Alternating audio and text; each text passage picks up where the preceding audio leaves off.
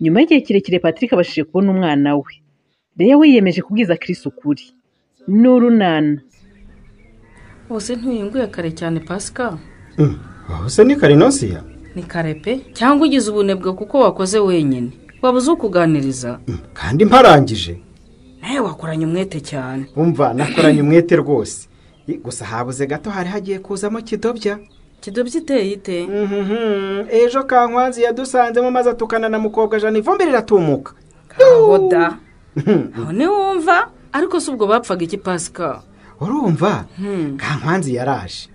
Arababara ngo twamutwariye ikiraka. Niko gutera amahane na mukobwa Jane rero. Ngaho. Ariko harimo kuyenza rwose. None se kuki ataje kureba Alphonse ngo amubaze impamvu yamwemereye akazi yarangiza akagaha abandi? Nibyo nakubwiye nyine nti nubwo ashaje ari isasu. Nta kundi nyine abantu tuba dutandukanye. Icyangombwa no kumenya uko umuntu ateye ukamenya uko umutwara. Ya ibyo nibyo byangombwa ubundi. Ngaho rero ni mu mutwe dufaranga nyaruke njye kureba icyo nadukoresha. Wigira ubwoba amafaranga ari nta kibazo rwose. Gusa nyabuna mwihangane ntimuyajyane mu nzoga. Yewe. Ubundi se nayahe ko ari ubusabusa wa mubyeyi we. Nyine ni make ariko niyo yaba menshi ntago ari byiza kuyamarira mu nzoga. By'umwihariko nkaho ufite umugore utwite Pascal. Kirazira kumuha inzoga, itabi, ikawa n'imiti ya gakondo igihe atwite cyangwa yonsa. Uretse ko ari ubukene ubundi agacupa umuntu akabonye akagasoma kamutwara iki? Ntago ari byo Pascal.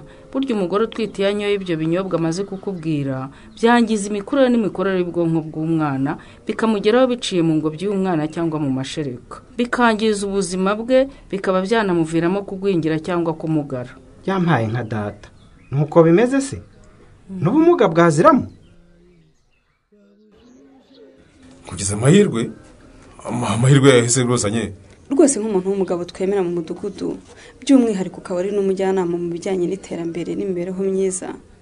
Mfashe uyu mugabo mugenzi wawe rwose witwa Patrick. Ariko ko ngira umugabo ku ngufu ndi umugabo wandi. Wa Nadine. Si umugore wawe se nimwabyaranye? Ntacyo reka twe kukwita umugabo da.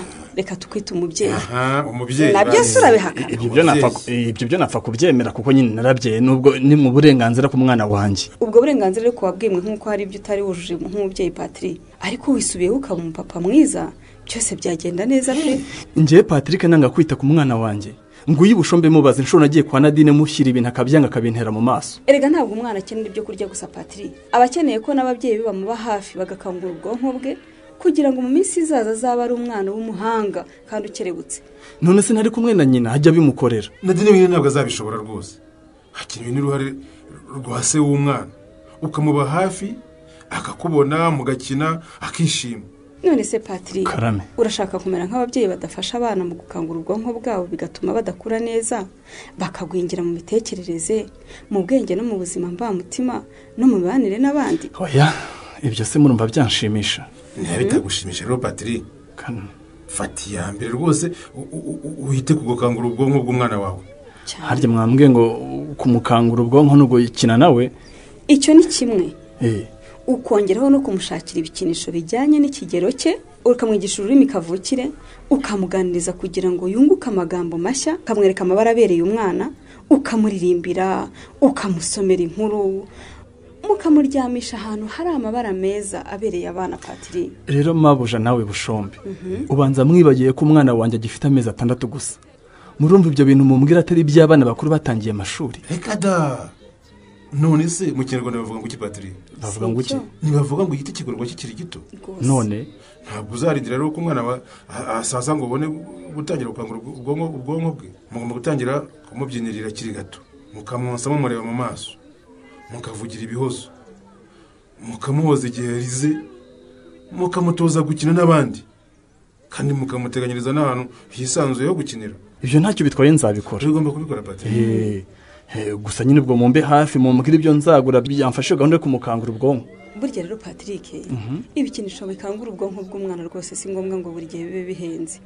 Ushobora no kubyikorera nawe. Azajye kureba ruremesha. No kubigura nabigurega amafaranga sinyabuze. Ikindi nisabira bushombe. Yego ndakumva. Nubundi niwe wakomeje kubyirukamo. Rwose abanza nyemere ko tuzajyana kureba umwana kuko nutamperekeza ntaho nzajya. Kumuherekeza hari ikibazo bifite hose busho? ariko ushaka wagiye ureka kuganya kandi uriryamyeho. Ntabwo wakoreye Rufonse akakwishyura. ariko umugore wanjye aravuga koko. Ese ubwo nk'ibyo ngibyo yabikubwiraga mwiki? Nta nubwo ari wabimbwiye. Ni amayeri yanjye nakoresheje nyine ndabimenya kuba yakwishyuye. Yaba ari mukobwa jana wabikubwiye waba wabimenye mu bundi buryo ni hahandi rwose sinayakoraho nayicupa rimwe ngo ndasengera. Reka wayajyoreka ibyo bintu rwose. Ngwino uguremo agacupa kamwe kawe n'akandi gacupa kamwe kanjye. Umara rwose ugiye kugura umuntu w'umugabo nanjye ejo nzagusengerera. Ndakubwiye ngo na kiyasi sinayikoraho. Ako wajyoreka ibyo bintu by'ubuturi kandi uri umuntu w'umugabo Pascal. Nushaka kunyita inturumbutsi yewe ariko ntayo nkoraho ndakurahiye. Kubera ikize? Ukoza agacupa kamwe tukiciye ngo agasi wabiki. Stefan. Ejo bundi ntitwapfushije umwana azize indwara z'imirire mibi n'umwanda hejuru y'ubusinzi bwanjye na nyina. None se uri muregeranye yo kumuzura? Sinamuzura ariko ngomba kwita ku basigaye. Urumva? Kugira ngo hatazagira ukurikira umumararungu. Ikindi ubu umugore wanjye aratwita inda nkuru kandi nta kintu na kimwe turagura. Ariko uzi ko umuntu atamenya kubyara imbyaro zirenga 5 Pascal. Kubera iki se? Uharaye kubyara rwose wagira ngo uri mu bagabo babyaye bwa mbere. Ubwo kungana utyo koko nturamenya ko umwana avuka niye nkongoro. Zana amafaranga tunywa agacupa shayo ejo cyangwa ejo bundi uzabona ndi. Nzayabona he? Hari aho wayaronze se nzajya kuyatoragura? Nese mu by'ukuri ikibazo ufite n'ikihereya? Ubu nta kibazo mfite Kiri. Ubu ndishimye ndanezerewe nta kibazo mfite. Utakimbwiye ntago rwose nakimenya. No kuba utazi ikibazo mfite nabyo ubwabyo ni ikibazo. Urakoze cyane ndagushimiye. Ukandi ukaburarakaye nkaho ndi mu mutima wawe ngo menye ikibazo ufite. None se Kiri, ubu ko nakubwiye ngo uzampere ifite unjyane iwacu warabimpaye. Ese narayikwimye? Icyo nacyo ni ikibazo nyine. Iyo umpakanira bikagira inzira se uzi guheza umuntu mu gihirahiro ntamenye niba waramwemereye cyangwa waramwangiye. Ariko ntarirarenga tuzagenda. Kiri, aho kumpa amasezerano utazasoza wayareka nkamenya ko ntabyo uzakora nkaniyakira. Kandi ugira amahane wa mukobwa we ko ntigeze nkubwira ko ntazabikora kucyumatiriza kuguhakanira. Kuko nkuzi ubu se ndakuyobewe. Wasanga ukunze atari ko ndi rero. Ndakuzi yewe wibihakana. Uri wa muntu wirengagiza ibintu kandi ubizi. Ko numva uri kumbeshyerara. Nkubeshyera iki se? Ubu se tuvuge ko mu gihe cyose tumaranye hari icyo ntakoze ngo nkwereke ikiri ku mutima wanjye. None se navuze ko hari icyo ntabonye? Ukibonye wakoze iki? Ni iki kintu mubibaho ntakoze ngo nkwereke ko ari wowe musore wenyine uri mu buzima bwanjye? Aha. Wivuga ngo aha, subiza. Mbwira icyo ntakoze kugira ngo ubone ko ari wowe nshaka. Sinateye intambwe 99 ngo usanga. Kuki wowe wananiwe gutera imwe gusa isigaye? Ibintu byose bikemurwa n'igihe. Reka dutegereze igihe kizabitubwira. Igihe se kirikoresha ko gikoreshwa n'abantu cyangwa nzaca umuco n'iyimwe nagusigiye nyiterere. Niba nta mategeko abihana nayo wayitera da. Ariko Kiri, waretse kungira utyo koko. Ubu ntubona ko umutima wanjye ugurumana kubera wowe. Wagize imukanzimiriza uyu mutima ko ari wowe utunze amazi yawe uzimye. Ariko Leya, nuko nshaka kubikubwira ukababara. Ariko nawe mbona unsaba ibintu byinshi. Hari icyumweru cyari cyashira tudasohokanye ngo dusangire. Ese nanjye nkubaze Kiri, iyo twasohotse kungurira inkoko ukangurira fanta ubundi ibyo nge nananirwa kubyigurira, wampaye icyo ntabasha kwiha wenda ibyo bindi ukabireka nkajya mbyishakira. Ubwo icyo utabasha kwiha ukeneye ko nguha niki? Hanyuma se ko mbona iminwa wayikuruye habaye ikinadi? Ndeka bushondeka rwose. Akora Nadine nawe rwose uri gitangaza. Ejo bundi byaranze urarakara. Uyu munsi byakunze papa w'umwana namuzanye none nabwo urarakaye. Ubwo se tuzamenya rwose ushimishwa n'iki? Wasanga twaje atadushaka ikaba ari impamvu yarakaye. Oya rwose pe ndabashaka ahubwo ni karibu cyane. Kandi tubona utishimye. Impamvu nuko musa n'abantunguye ntabwo nanabiteguye neza nkuko nabiteguye ejo bundi. Cyakora Patri. Kubutaraje ejo bundi warihombeye pe. Nta kundi nyine ubwo naho butaha. Ahubwo nazana umwana tumuterure mu kanya ntasubira mu kazi ntamubonye. Kare gasinziriye reka nkakangure mu kanya ndongera nkabikire gasinziriye. None se Nadine? Karame.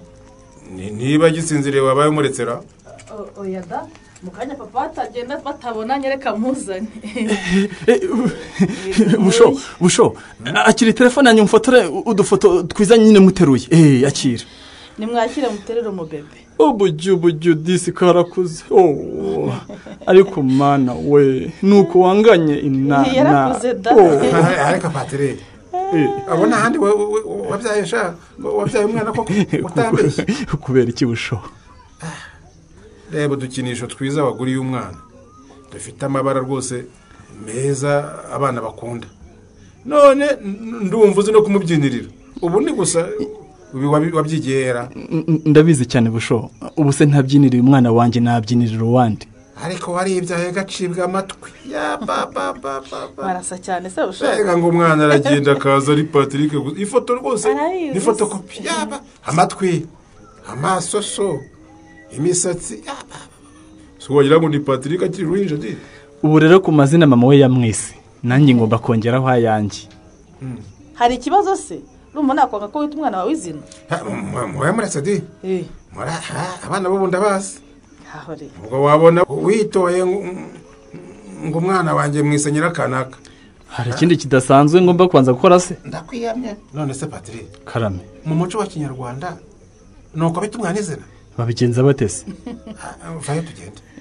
Tugende ndaza kukongorera uko bigenda neza uze kugaruka nimugoroba wita umwana izina. Aho buri bingi byose urimo nibiki. Ushoboze kumumbwira rwose adaca umuco da. Bigenda bite Nadi kumbona we na Bushombe mubiziranyeho. Amatsiko nakwica. Reka nanjye ntabyo nzi n'ukuri Patrick. Ahubwo nakubwira nanjye uze kuza kumbwira. Nadi ukuntu seka biragaragaza ko biziranye na Bushombe. Ariko se cururuka uswarakaye byanyabyo nawe wakugira nge warakara. Ntabwo nge narakazwa n'ubusa. Agaka ari kundi karahandurika kuri nuko atari wowe ngo wumve ko gutendekwa bimera. Utambeshye naragutendetse reya. Utantendeka se ubu tumaranye igihe kingana iki nta kintu urambwira kandi ubona ko mpora ntegereje ijambo ryiza riva ku mutima wawe. Wenda igihe ntikiragera kuki ushaka guhatiriza ibintu cyane. Ikihe gihise utegereje kumera ihembe. Ako kuki abasore iyo tuberetse ko tubakunda mubigira iturufu yo kudufata uko mwishakiye. Ubu igihe tumaranyura cyanyigaho iki ku buryo uvuga ngo igihe ntikiragera. None se ko kwiga nigeze mbivuga. None se utegereje iki? Ndi mubi se sinkwiye kuba umugore wawe. Guhaye mubi ninda wa mwizi Nyarurembara. Nise mfite imico mibi udakunda byibuze ngo nzayihindure. Hari ingeso ntagukunda hose sinaba narabikubwiye kera. None se habuze iki? Nge mpora nkubwira ngo nta mpamvu yo kwiruka ibintu byose bikemurwa n'igihe ariko wanze kunyumva. Ibyo by'igihe genda nabihazi rwose. Singishaka kubyumva kiri kuko igihe abantu baragikoresha sicyo kibakoresha. Ahubwo rero uruvuga uti mbafite muri benshi nananiwe guhitamo. Amahitamo yarangoye. Nuko bitekereza ariko siko biri. Ega nanjye ndi mukuru sinayoberwa umusore ufite ipaki y'abakobwa. Gusa icyo nakwizeza nuko umpaye amahirwe yo kugukunda utazigera wicuza impamvu ari igihe wahisemo muri bariya bose tukurwanira. Ubwo nyine nta kundi ubwo wemeje ko bahari nta kindi nakora. Kirahari. Igiki bwo? Kugira ngo nkwereke ko nta mikino mfite nkomeje. Ubwo wanze ko tujyana iwacu ngewe uzanjyana iwanyu njye gusura ababyeyi bawe bazi. Iyi nzira rero yafashe yo kotsa Chris igitutu zari kizamugezaho naho mu kiganiro runana cy'ubutaha.